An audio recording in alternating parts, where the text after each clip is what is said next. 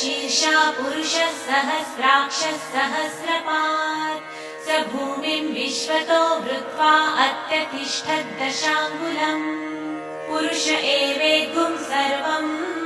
यद्भुतं यच्च भव्यम् उतामृतत्वशेषानः यदन्नेनातिरोहति एतावानस्य महिमा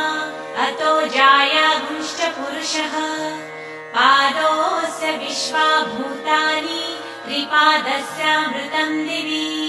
त्रिपादूर्ध्व उदयपुरुषः पादोऽस्येहा भवात् पुनः ततो विश्वं व्यक्रामत् शासनानशनेऽभि तस्माद् विराड जायत विराजो अधिपुरुषः स जातो अत्यरिच्यत